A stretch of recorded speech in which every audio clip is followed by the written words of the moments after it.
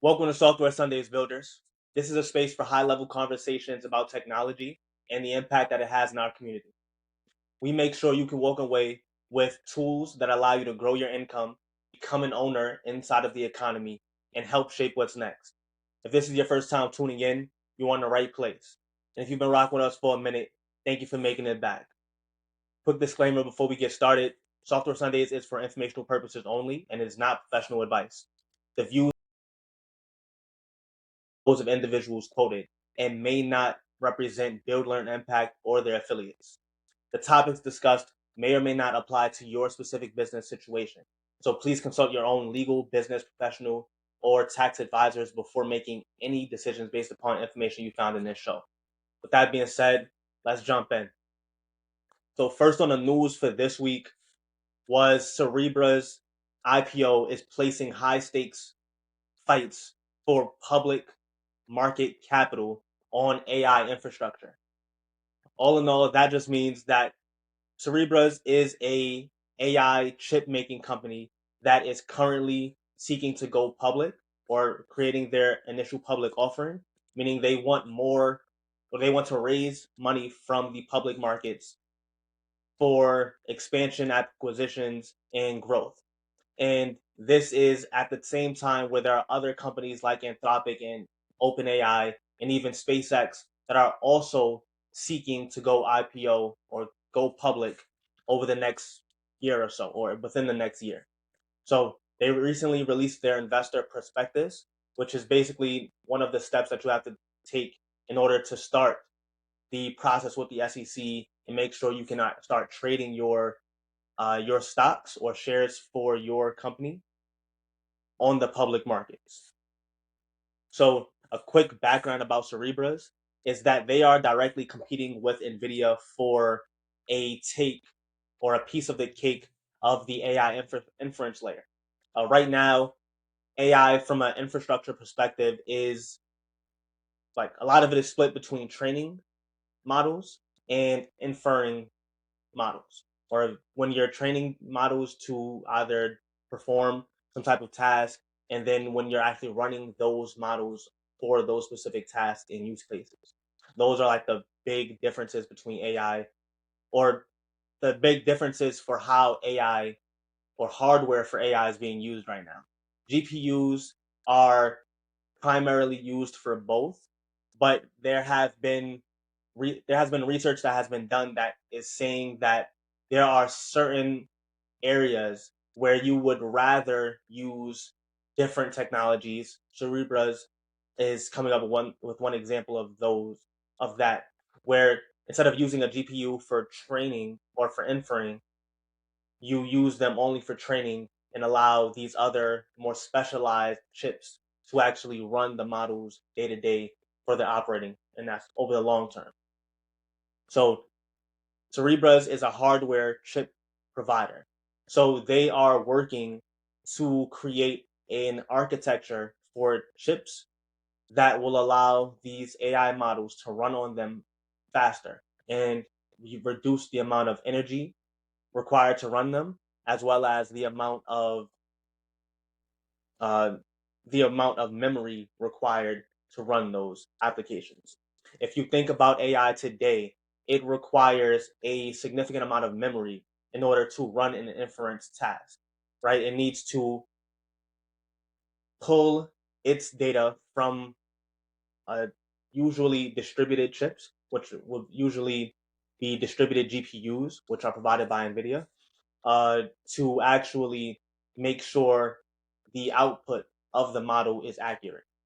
With these chips from Cerebras, you would need less chips because they would be bigger chips that could actually hold the memory and the processing and do all of that together on the same piece of silicon. So it's a difference in how we want the models to run, but from a very low level hardware level. If you think traditionally, most people and most compute limits have been surpassed by getting transistors to be smaller and smaller. Transistors are the individual connections that are in chips or on chips. The smaller those are, the more CPU cycles you can actually fit, or you can actually get done in a unit of time inside of a CPU or some other processing unit. GPUs are also common. But this shift that Cerebras is kind of looking for is to stop focusing on getting smaller chips and actually make the chips big enough to have all of the resources that they need onto that same piece, so they don't have to actually go do the latency between moving data between one chip and another chip. So it's really a trade-off in how you want that model to process and use the data it needs while it runs. So to me, the interesting part is that their value in the market today is directly tied to the supply chain issues for high bandwidth memory. Right now, GPUs require HBMs, high bandwidth memory, in order to actually complete any computations, right? And you need to, when you're creating the GPUs, you need to actually wrap them up and package them with the memory before you ship them out.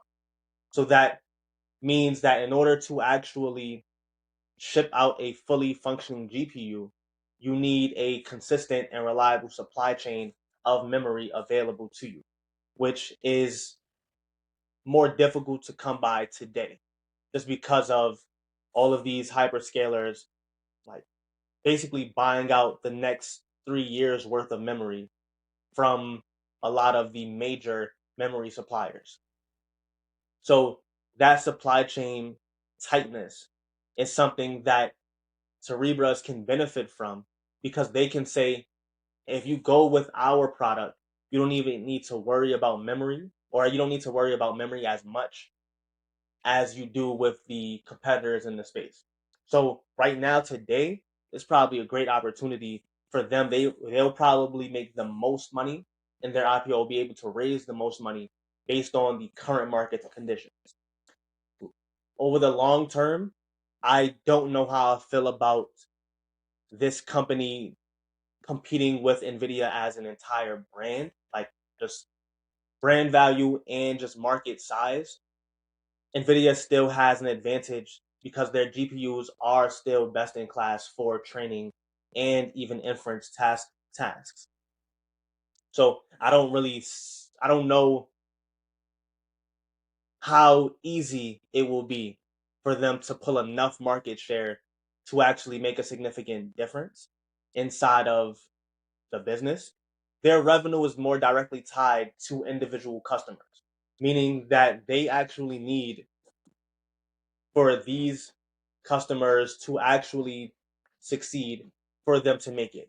NVIDIA's customers and clients are a little bit more widespread so that they have a better chance in case any one client or customer is not able to meet their needs. The challenge when you're building purpose built hardware for a industry like AI, like data centers, is that the initial capex cost to actually build out these materials and build out these supply chains is something that those sunken costs don't go away. Once you invest it, you kind of have to go all the way before you can even see a return inside of that investment. So, interesting part there. Another challenge that I am seeing is that Nvidia is very much aware that they are not, or their GPUs are not the best resources and tools for inference specifically, but they have made other acquisitions and purchased other companies that are more directly tied to that specific niche inside of the market. So they already understand the competition that they're up against. And so those companies that they've merged and acquired will have more resources available to actually go invest inside of the space that this little gap that Cerebras is actually looking to penetrate further into, I should say. So it's something, again, a very tight competition that they're going to need to be very mindful about over the next 6 to 12 months. But over the long term, I just don't know if they'll have the capacity to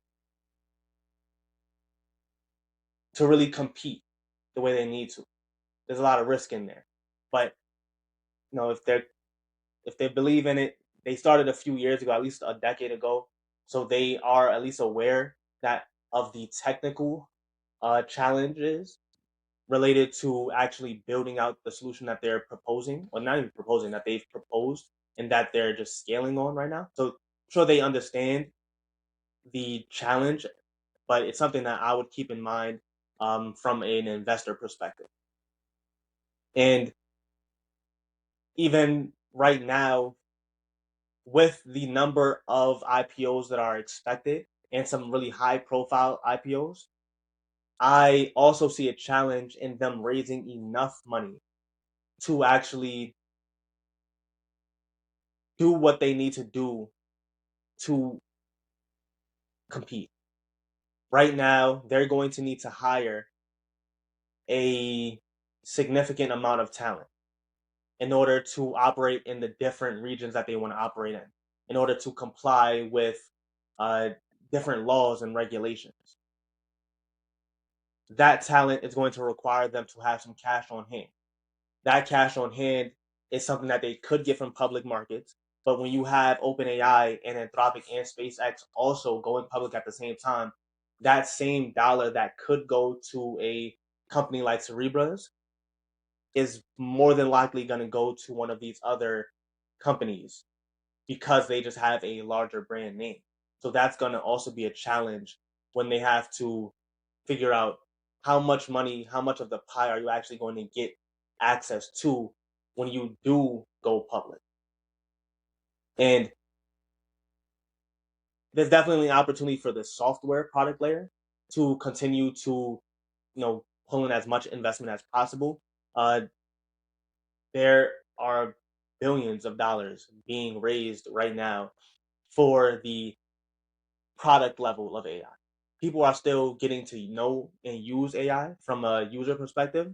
And so we're still starting to see actual adoption of these tools. So those products have not actually seen their full potential in terms of revenue growth and user growth. So it's very interesting to see and keep an eye on that to see, where is the excitement focusing, especially when we start getting closer to the IPO markets for these companies.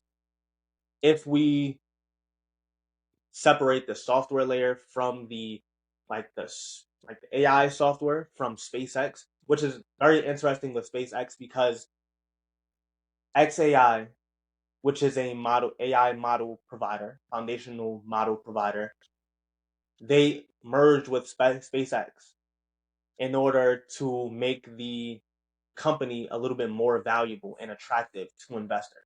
So you have an AI company with a space company, which is a totally different beast than an OpenAI and a Nvidia or some other company, right?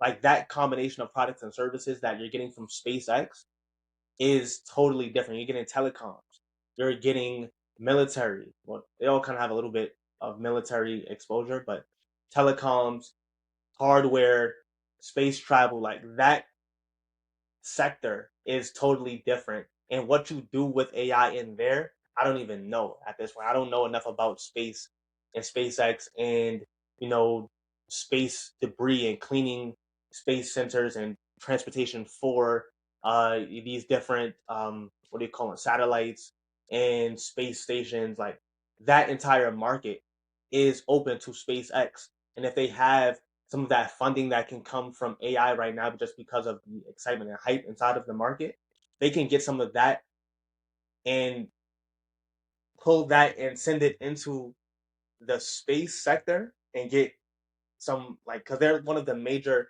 well, they're one of the only major competitors inside of the space market, the space sector.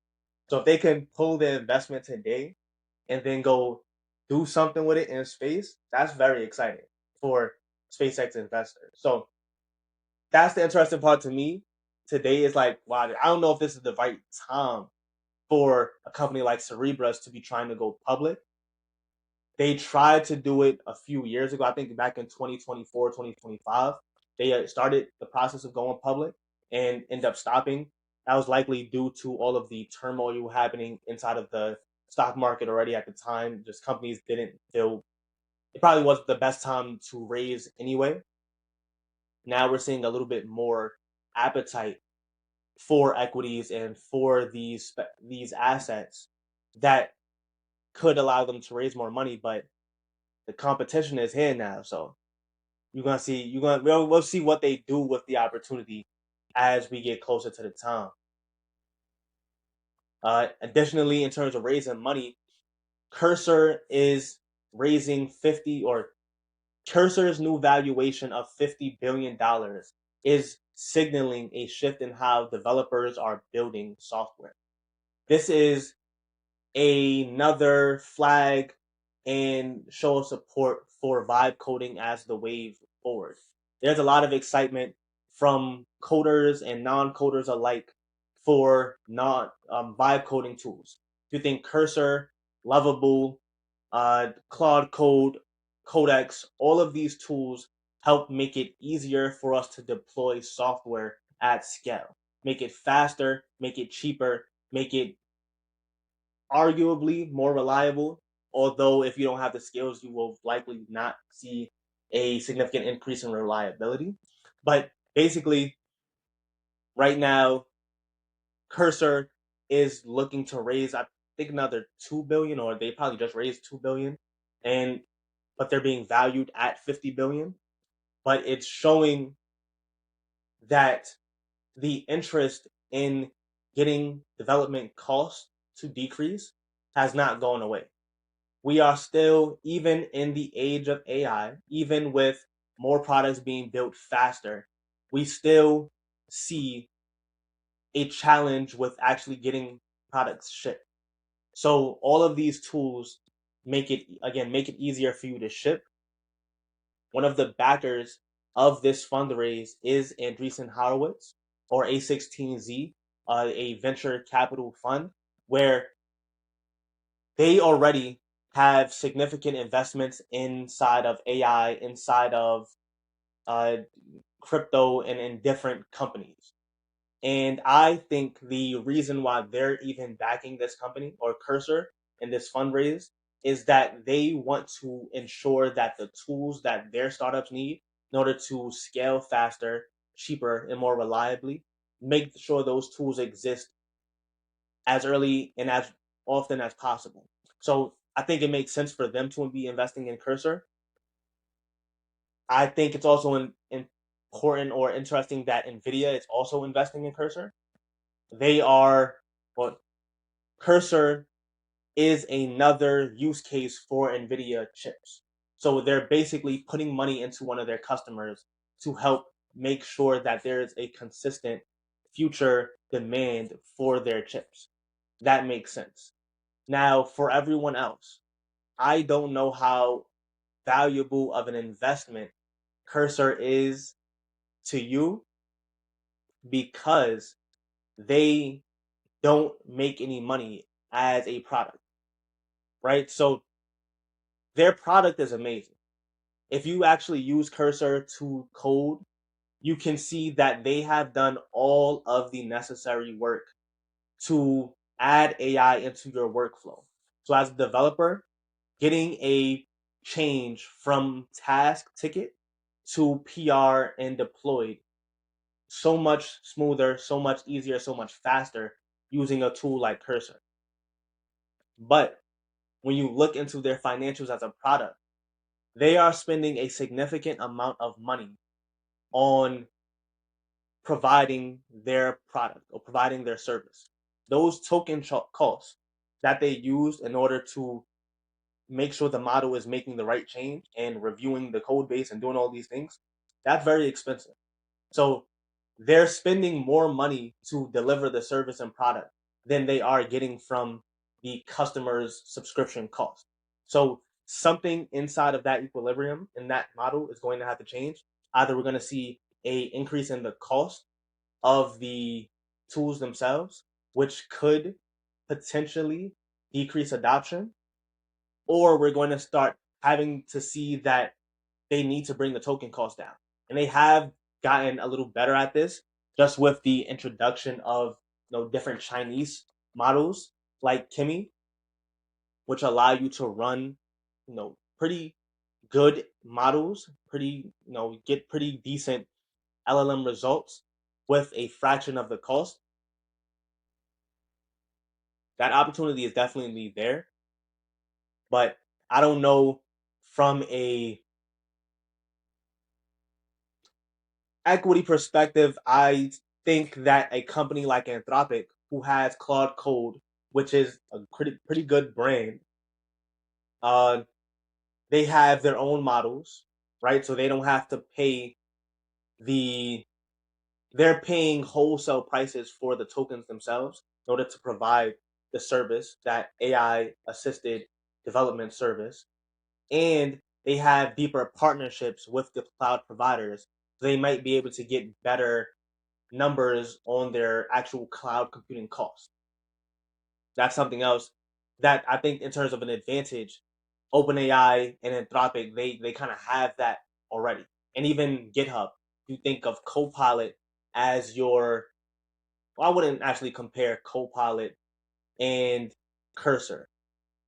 The AI completion, code completion is similar, but in terms of the product and how it actually makes changes inside of the code base, I think there is a significant difference in Cursor and how it works and GitHub Copilot. It doesn't do exactly the same, but you can get some significant benefits from AI and automation inside of GitHub and their ecosystem also. So it's definitely a few things to keep in mind from a product perspective, but I don't know.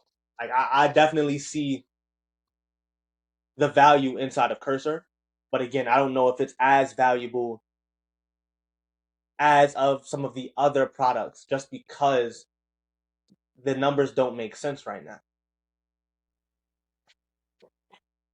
For anyone that has not used Cursor or Claude Code, I definitely recommend that you do look into these tools. Claude Code is great at making large changes across your code base. It will do a really good job in understanding just the overall hierarchy of different project files and understanding the the rules that you have for your code base and making sure the quality of that code base are kept up to date based on any AI changes that you actually request. And it's fully terminal based, so you can actually go from chat and have code updated without having to even understand and look at any of those PRs. That's great. But I think from a traditional development perspective, Cursor and being able to see what those changes are and see the exact thought process that your model, that your assistant is using when making those changes, I just think is more valuable and much easier to get used to if you have the skills and expertise yourself, right? Like Claude is going to make a lot of decisions for you if you're just saying and telling Claude, hey, make this change. But Cursor, it's more like if you already know what you need to build, Cursor just makes it much easier for you to get that thing out the door. And that's an entirely different mindset shift for when you're building a product or building a service or scaling a product or a service. But the major thing to keep in mind with the development and the growth of Cursor is that the tools developers use still matter. As a developer, you have the skill and the experience and the knowledge to build systems. That could be a distributed system, that could be a mobile app, that could be a software product with a lot of workflow automation. Vibe coding lowers the barrier of entry to getting a change done or doing some specific thing, but it doesn't make it easier to, it doesn't replace the need for software engineering expertise. As a professional, you still have to understand that the tools do something. If you as developer don't understand what the tool is designed to do, what the exact flow is for you in your software development lifecycle, then no matter what tool you use, you're going to not be able to compete as well with the other people that actually understand the tools and understand the processes for this industry. So look into either your Cursor or your Claude codes and figure out how to actually be more productive, not by just giving your assistant or your agent a task and having them do it. Figure out the best practices and the flows for going from 0 to 1 and deploying something. Because that's the thing that many people are too busy giving AI the keys and just saying, go do this, but not understanding why is it doing this with the key if there's a better way. A lot of models have not figured out the best way of engineering. And there is a best way. There are best practices. If you can combine the speed of these AI assisted platforms and these tools with the best practices that you pick up from industry and from regulatory bodies and just experience, then that edge you get is going to be something that you just it can't be faked. It can't be replicated very easily, and that's what you want if you're really trying to stand out in the market. And there's some interesting news in the housing industry. Always interesting with technology, AI, real estate. Is something always going on. But Fannie Mae eligible mortgages are being introduced as and with crypto backed down payment loans. Uh, so basically, asset backed down payment assistance programs are allowing you to come to the table with less cash because you can basically use your Bitcoin inside of a Coinbase wallet as collateral to get the down payment. Like that's your one loan for a down payment, and then use that down payment loan to actually close on the property. So it's two layers of loans, and the benefit to the buyer is that you get to keep an appreciating asset, the Bitcoin, while also being able to purchase the home, right? So that a lot of people are, I won't say against, but a lot of people that owns Bitcoin don't want to sell their Bitcoin, right? You want to keep it forever because you know it's going to appreciate over the long term. So you don't want to pull it out into fiat currency, and then now you have to pay taxes and you have to pay, a bunch of fees, transfer fees, and then you lose out on that future growth.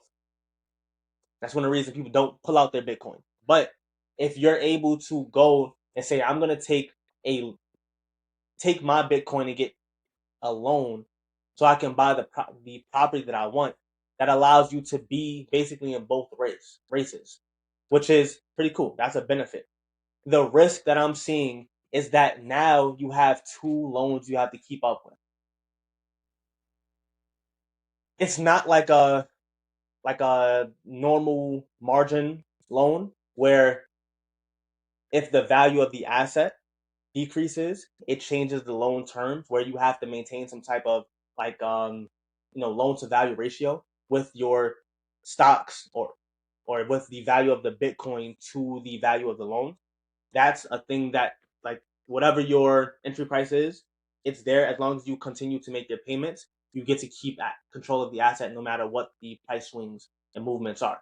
So that's not the risk, but it's the fact that now you have to maintain two different debt payments or debt service payments, which basically increases your exposure for just risk, right? Because now instead of just saying, oh, I have to make my home payment, my one mortgage payment for my house, you have to make your one mortgage payment for the house to keep the house, but you have to make your other mortgage payment for the down payment to keep your Bitcoin. And that is cool until you lose your job.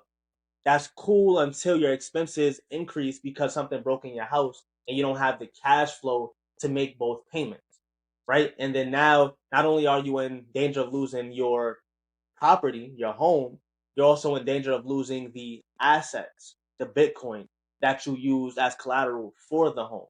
So it's a very tricky situation to be in if you don't plan and prepare accordingly in the right way. But it is exciting because it gives people more access to credit and capital that they can use to then go invest. But again, we all know that debt is a trap. Increasing your exposure to volatile assets using debt is a way to make money quickly, but it's also a way to go down very quickly too if things go wrong. And that's not to say that things are going to go wrong, but if you don't prepare for it and you have everything in credit, you financialize your life, you expanded your access to credit, and everything is kind of going in that direction for you, then it's more complexity. More complexity is always going to be more challenging to deal with when the time comes. But the very cool part to me is that we're seeing crypto, Bitcoin specifically, becoming more and more synced into the financial system. Like there was a time, and I keep saying it, there was a time where we wanted Bitcoin to have nothing to do with the government and fiat and the centralization. That was a thing. That was a thing that people really were screaming about for years. But as soon as we started seeing real money come from the ETFs, the Bitcoin ETFs, when we started seeing institutions picking up Bitcoin in loads, and that appreciation started hitting, I don't think people even care about decentralization anymore or care about disconnecting their finances from the system. So it's very interesting to me just to see, like, I already am confident it's Bitcoin to the moon, but, and I say Bitcoin to the moon, not cryptocurrency to the moon, Bitcoin to the moon. It's only Bitcoin. Everything else is whatever it is.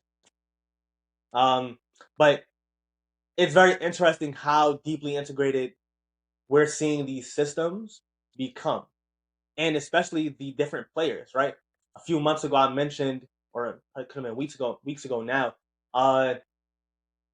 the I can't remember the name of the exchange. Can't remember the name of the exchange right now, but they basically they have an account with the Financial Reserve, like Federal Reserve. Excuse me, they have an account with the Federal Reserve, meaning they are a central, not a central bank, but they are. If a central bank is top numero uno, they number two with the J.P. Morgans, with those large institutional banks. They have an account with the Federal Reserve. Like that's not a thing everybody can say.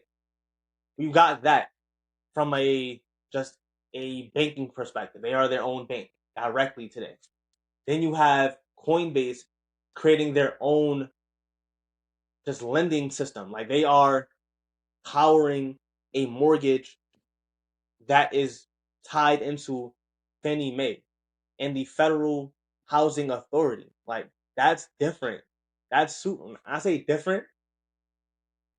These companies are still new. These are babies, and they are going in and literally reshaping the systems, reshaping the policies that actually drive the entire U.S. economy. Like this is different. So the exciting part to me is that crypto platforms and technology companies win when the technologists that are building the platforms and the infrastructure, when they come together with operators in the space, whether you're coming together with the government who understands and has the authority and the access to just make things and push things forward, or an operator that just understands the industry or the sector better than anyone else. And when you put uh, those capabilities together, and you let them just grow and partner and just really nourish new solutions, that's when we start to see policies and programs like this, and it's very exciting. This is just for real estate, but there are like we could see this same access inside of the auto industry. I'll say the auto industry might be next for it. We already are seeing, deeper digitalization of the auto buying process, from getting insurance to finding your car and researching your car online. Like, a lot of those tools have been built and are being built, even with Amazon putting cars available for sale on Amazon, like their search. So that's already there. But and then I would even say I think it's Discover or Capital One. Not I don't know if it's either of those, but Coinbase definitely has a credit card that you can get where it uses your Bitcoin as the means of paying for things. So I can imagine you being able to get an auto loan, and instead of using fiat currency, you use your Bitcoin, your digital currency. So that's all coming. The challenge isn't even the technology, I would say. A lot of the time it's going to be adoption and getting the regulatory bodies to actually say this is okay to be done. We're clearly seeing that the current administration is pro crypto, pro technology, and so they are letting a lot of these changes happen. That's exciting. We'll see what else happens over the long term and how they actually integrate AI with these cryptocurrencies, but definitely a lot going on and worth keeping in mind. So definitely stay tuned. I will continue to monitor the situation and keep you guys informed and updated. But if you're serious about joining and building the digital yeah, if you are serious about building in the digital economy, please join BLI University. That's where we go deeper into these shifts and just do more than just talk about it. We share tools that help you lead the future instead of just watching it happen in front of you.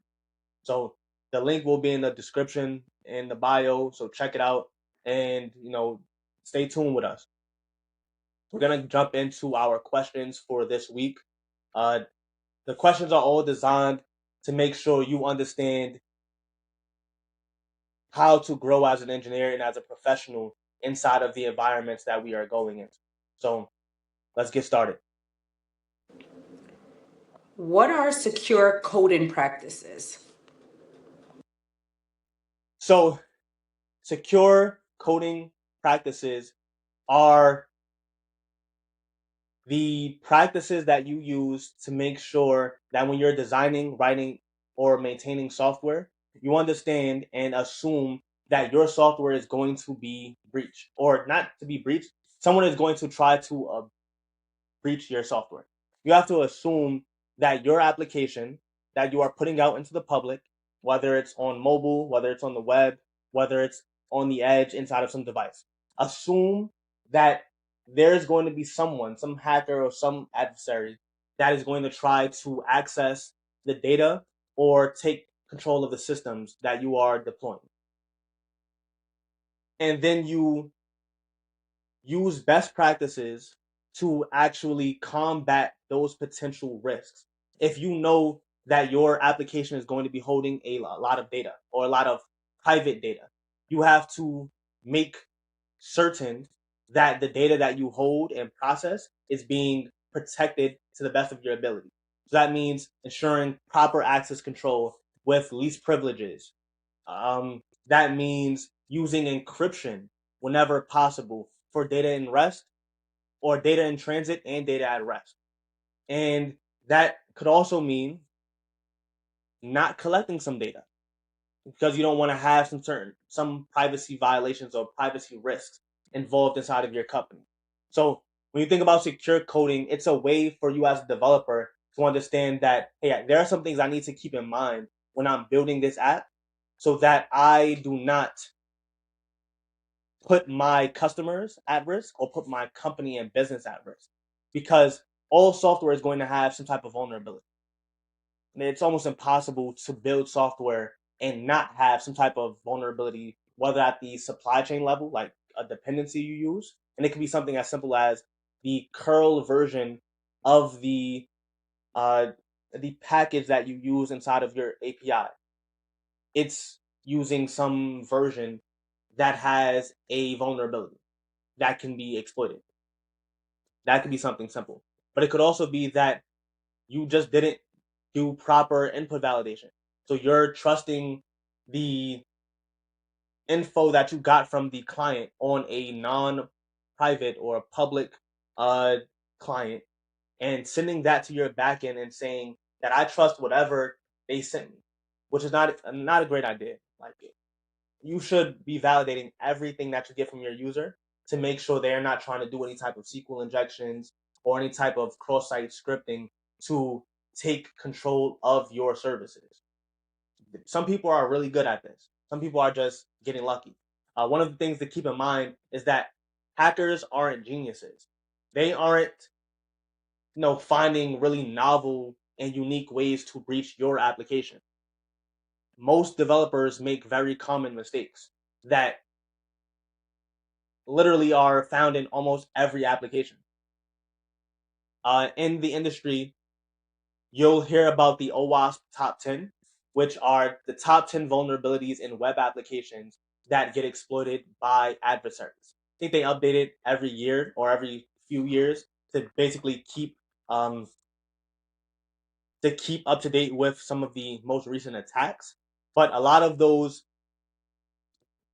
vulnerabilities again are going to be tied to not ensuring some type of proper access control or authentication, not validating input, allowing SQL injections, like very simple mistakes that are very easy to protect against if you only just look. So as a secure coding developer, if you want to make sure that the apps that you are building and working on are secure to the best of your ability. Again, we're not looking for 100% security because 100% security is probably not what the business needs, but at least making sure that you are not letting in unnecessary risk, doing your due diligence. At least look into these vulnerabilities and check your app against these risks. See if you can run some type of dynamic scanning tool, dynamic automated scanning tool to try different inputs. See what happens when you run it against your application and it puts in some type of data. Does it send results back to your user or to the client that they're not supposed to see? Does it break your application? Like, these types of things are going to be just best practices and bare minimum that you can do to protect your applications and your development or whatever teams that you're in.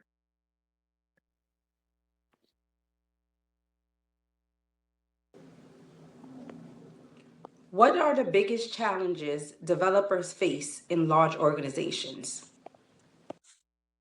So in small teams, you win by writing code quickly and you can ship those out. In large organizations, in order to ship, you have to align with significant numbers of people. You have to have endless meetings to prioritize or to align priorities. And you have to have another bunch of bureaucracy, tasks, and just meetings and things just to get changes to go through. So these are the requirements that you need for a large organization because they mitigate risk. They minimize the amount of exposure and problems that happen when a change is made, but they slow execution, right? The more time it takes, the more hoops you have to jump through, the less breaks that go into production, hopefully. Easier, like conceptually, that's true, but sometimes it's really not true because breaks still happen. But the slower it takes to actually make any real changes inside of that product. So when you're going into a large organization, think Fortune 500s or even big tech, expect to have to follow policies, right? There's a process to do anything. There's a process to release the code. There's a process to take on new tasks. there's a process to do X, Y, Z. If you are not comfortable following that process, then you're going to have a very difficult time doing well inside of that company or in that organization. So be aware of that. You're very rarely going to be building something from scratch.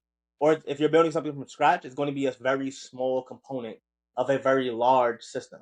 And you just gotta own as much of it as you can if you're just excited about doing that. Most of the production systems are going to have been running inside of production for the last 10 years.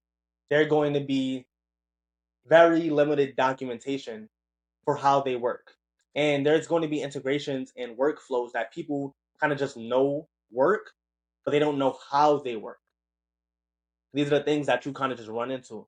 And it's not, the funny part is it'll happen in a small organization, but usually the people that built it are still in the small organization. So that knowledge, that experience is all still here. So there's someone you can talk to. When you get to these large enterprises, a lot of the times the original developers have gone. They have changed teams, changed companies already.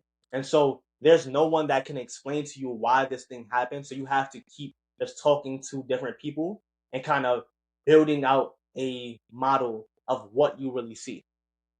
So it's more exploratory in that sense. But you do get to learn the if you talk to the right people in enough times, you do get to learn why certain decisions were made, and you start to see the best practices. Like, this is what we do when you have $1 billion coming through and being processed daily, or $1 trillion being processed daily. If you're talking about a Capital One or a Bank of America, they have more data that they're running through their systems. Or this is what you do when you are dealing with global scalability to make sure that nothing goes down, that there is always a disaster recovery process in place, that we always have active what do you call them, like backups. Like, there are best practices that you can only see at the organization, like the enterprise organization level, that I would say are pretty cool to see, or at least to understand. And then you realize how difficult it was to actually build these systems, but you understand now that you can build them because you see how they work inside and out. So there's that beauty in having that type of visibility. But the thing I would say to you is that builders need to make sure to overcome the challenges of large organizations by understanding that there's a business purpose to everything, that there are goals that your leader has, that their leader has, that the organization has. The best part is when you're in a company, if you can figure out what that goal is. If there's not enough communication, you probably will have a difficult time, but figure out what matters at the level that you're in. Figure out what matters to your skip level manager and see how your impact can actually align with that. If that's, again, if we want more automation, if we want to use more of this, like auditability inside of our system, then we have to take steps to actually apply that. We have to take steps to do that. And all of that is possible if you just think about what the goals are. And so figure out how to reduce the business risks by applying the skills that you have. And sometimes you have to have conversations that, need to be had with people that are in different parts of the organization. Because then you learn how to put the business goal together with the implementation ability of the people around you.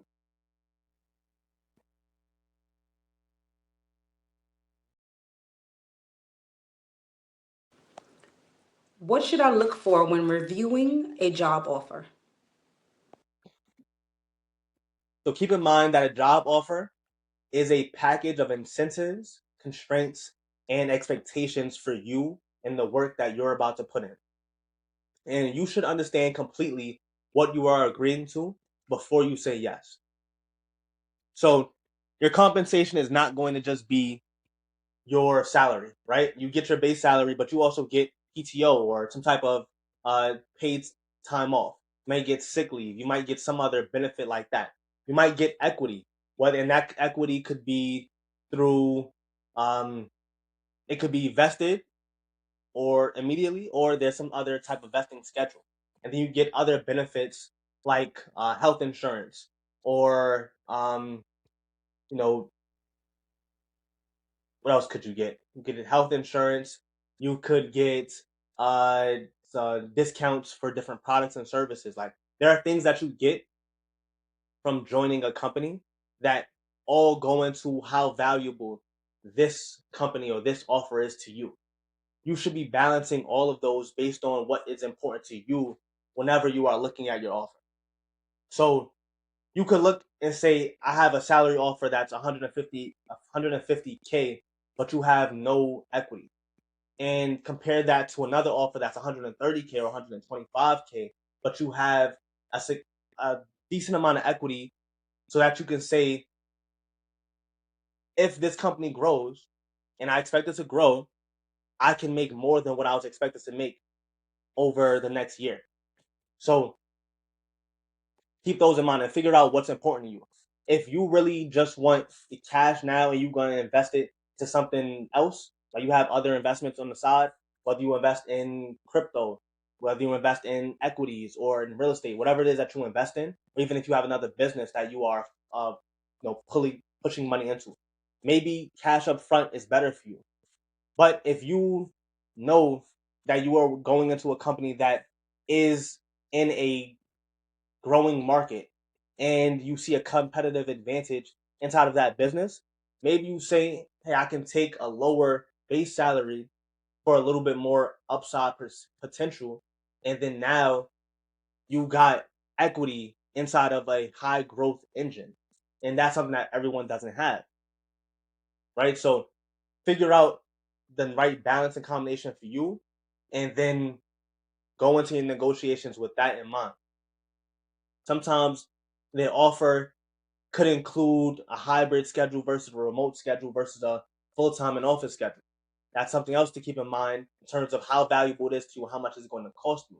If you're getting paid more, but you have to show up in office, maybe that's okay because now the commute time or the commute cost can be offset by the that increase in salary. Or maybe it's costing you too much to get to work, so that increase in salary kind of goes away because now, hey, it's costing me an extra 2 hours of my day or $100 in Uber fees or whatever it may be just to get to work. And so that might, you know, if that's daily and you're working 5 days a week in the office, you gotta figure out, does this make sense for you? So keep that in mind. And also remember when you're starting that the job description was just marketing to get you in the door. Now that they made you an offer, you have to make sure that you understand exactly what those expectations are going to be. If they're going to be asking you to do something, then you should know what you need to get done and you should be prepared to do that. And it should make sense based on the number that they're offering. If they're offering you a salary to do something that doesn't really align with what everyone else is doing in the market for that same task, then you should be worried. You should be saying something about, hey, I need to either get paid more or we need to, limit the scope of what you're trying to say you want me to do in the next 90 days or 6 months or whatever it may be. Because you don't want to say yes to something that is a bad deal for yourself, right? That job offer is not just a paycheck. It is a contract that you're making on how you're going to invest your time and your energy over the next year or so. So you want to make sure that the return on investment, the return on skill and experience is worthwhile. So don't just say yes because you got a yes from them. Do some due diligence. What are the best three practices for implementing observability inside your applications? So observability isn't just the tools that you use, right? I know we all know isn't just the tools that you use, right? I know we all know uh, Datadog. We all know that you can build a dashboard with a bunch of different tools that can give you insights. But observability is not just the tool that you use. Observability is the processes that you have in place, the resources that you have in place to decide and identify what's broken and why it's broken. So if you are building something that's being used by a million users and you want to know reliably what is happening to this subsection of your users, you need some type of observability system in place. And the system is not just, again, the tools. You have to have a mindset that allows you to understand this is what we're actually tracking. This is what is important to us in our business, whether it's the service we're providing or whether it's the product that we are providing. You want to make sure that the observability platform that you create is designed to support the people that are supporting the users of that product. All right. So first thing is you want to understand what is classified as an event inside of your system. Everything that your API does is not an event.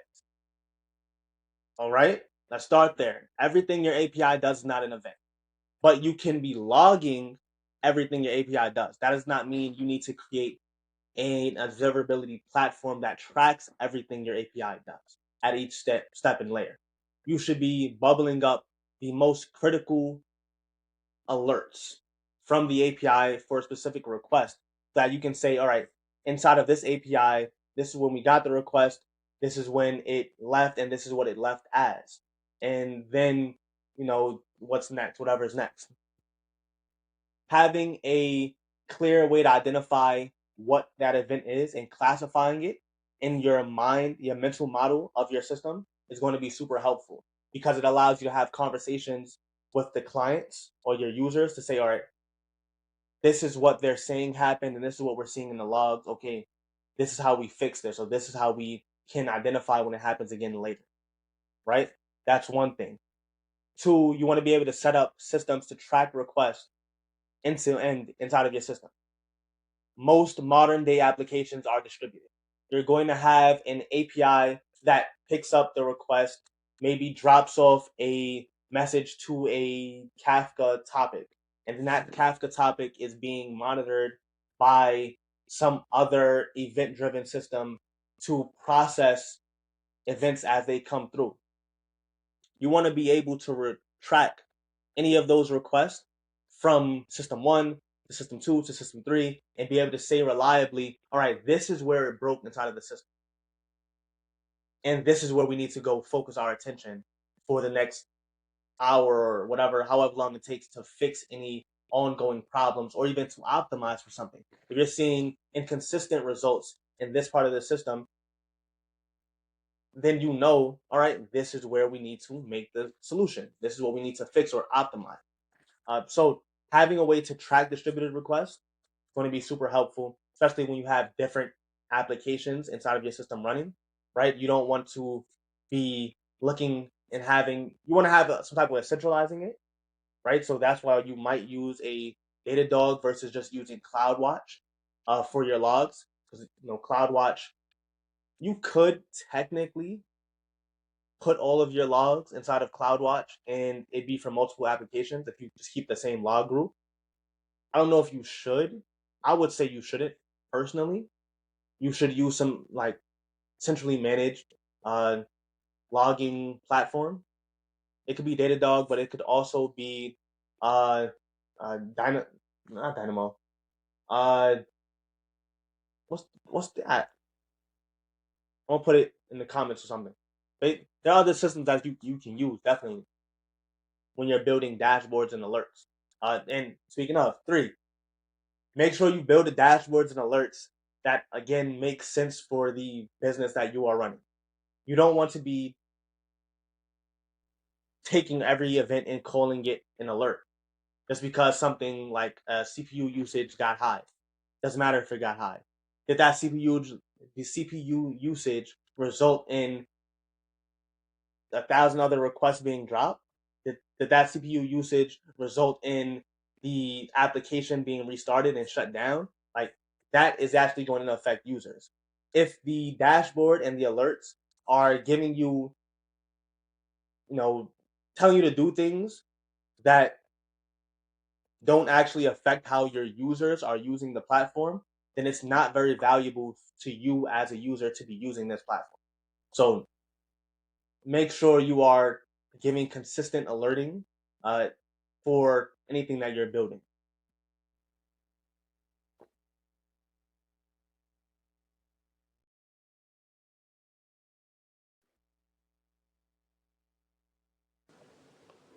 How do I choose between building or buying a solution? So the most important thing to keep in mind is your organization's priority, your purpose, and your mission, because that's going to help you make a decision on what is important for you at this current time.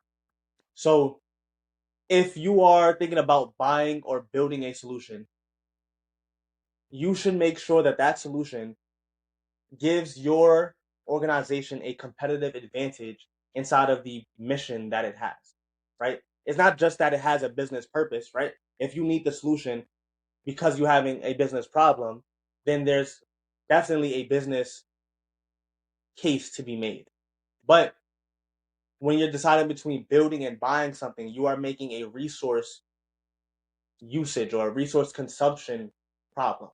You're trying to decide if it's more valuable to dedicate these resources to building something today that may require a spike in resources and a long tail support of that application, or if you buy something which requires a low upfront cost but maybe significant more a more significant long term uh, cost in the future, then you have to balance that type of problem.